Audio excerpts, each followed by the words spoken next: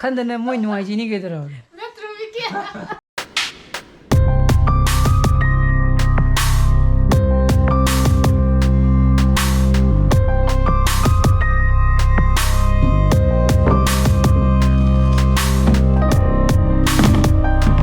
Good morning guys, welcome back to my channel. I'm Mirang-Mahum channel. Sanaru ko nong chugira churuira sanabati lepa yate. Aduna sanaru halaya yu mai thare loire.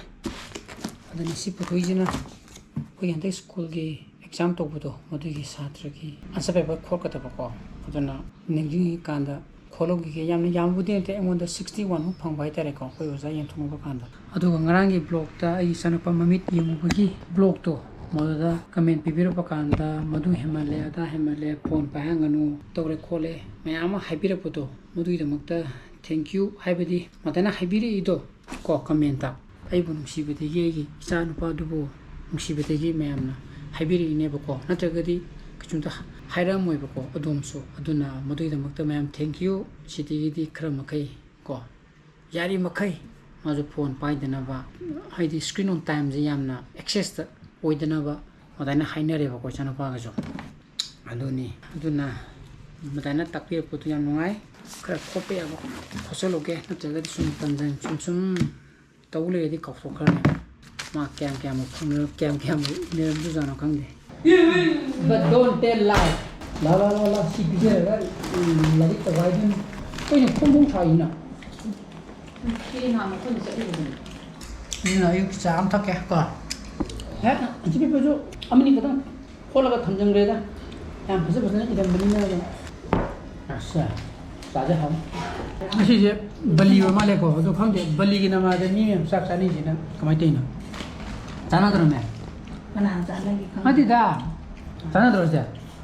साने जाने इंद्रा आदनी बली की मिसे साक सानी बे कई न होंदे दो मी दुगा चला प मी कांगु बली ngasi दुगा मारे म द कट लगा अरे म दो साक थोंग ओ साना वानी के न खोई तोंग द काई जाना सादो अइना बदि ngasi अइना बदि मदुना तरेना होदब कांगु जु बली की नमादा साक साने हबिदा number अनंबा एजन माइते एजन fake असेंबा Muga lapan man sana bawa ni he la ta kita sana dan aku yo beli ni mada yin thong cha lo cha cha lo ta an mari do ni sa han mari khre yaw tu na chi ya pote na tro bu chi gar ki maga ba de ji ya mo de nang de me pa tho de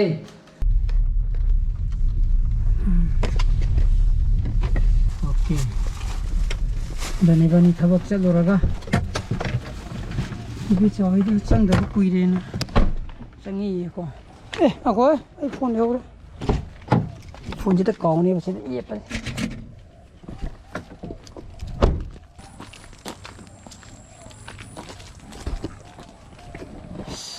살 너무 조기백이 좀 채비채비 보이래 좀 자주 띵까다나 살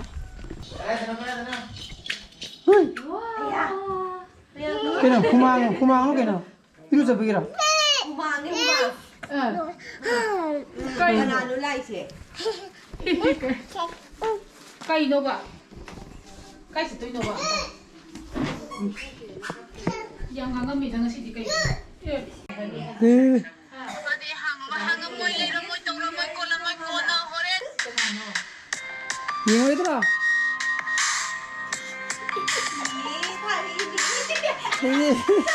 Yung ito na.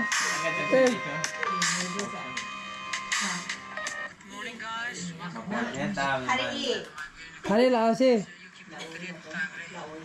Mengaji juga ini blog nanti yang jadi tunda dia juga kan. Ningai tahu nanti tu. Ayi fan macam je, anda mana ko? Angang masa ko. Angang masa nungai apa sih? Blog sih nungai have ni. Wari tu. cartoon ni kan Mana cumi? Aduh ni ayi blog sih cartoon ni nak kan dah mau nungai sini gitu loh. metro wiki Yang lo itu sih. Tarik muka. Samosa lai sakhi mi du halak tre samosa pung pubung ngamur pa jala khande biji sakhi ne ko sa thang na ba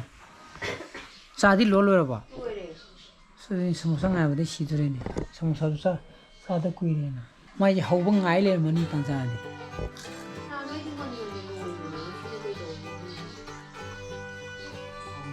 통 놀래나 중간에 있더라 यार अजी Nathan चाले जालन खलो यार बुरा बोले यार तेरी चाहिए दे बिस्कुट को मुझे दे 아이 시프리시는 난게 좀 있다 있네. ले इन खाना बदली पुरोने 근데 얘는 잠만 나오면 되면 또. 마 यस यूं बदली पर मागी ना खेने जी नत्रा मागी ने यूं बदली पर हेगिन खाना बदली पर बुरा मुझे फसे बुरा मुझे फसे môi thầu đi xài cái tàu là một tàu chỉ có tàu của thầu này đó 핵 강지북 따위도 강도 나는 맞추지 싸디 하오 아니 좀 봐서만 미치 잡론 봐 하이트라 미게더라 만들잖아 아 만들잖아 나네 좀 문제는 하이티 말이 예 장우디 아니 로모다 님 마마 당닝님이 해 아니 로라디 장우디 아이비 장게 이제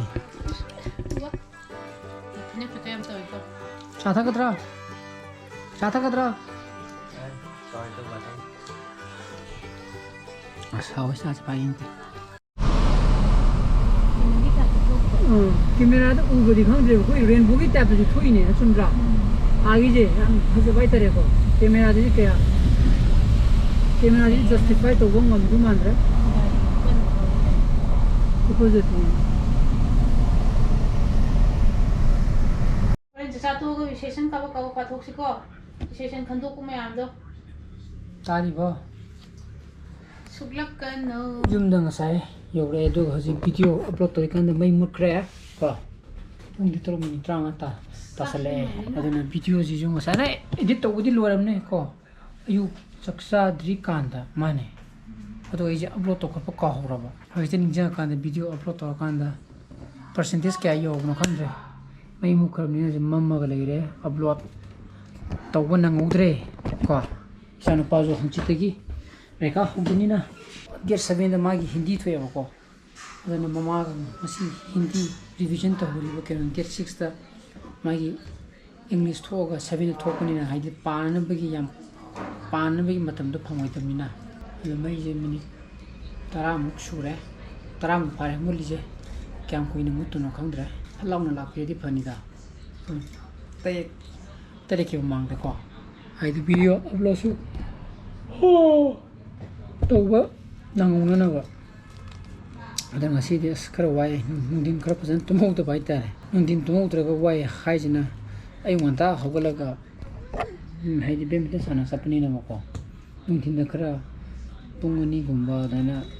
फजन तुमौददि वाय बको हाइदि मदुदा हाइदि ngसाइगे स्लीप ओवर हायगद्रा मदुदा मेकअप तो बाय तारे दर मैसे क्याम कुनि ले लाक्तुनो खंद्रे को तौरिसे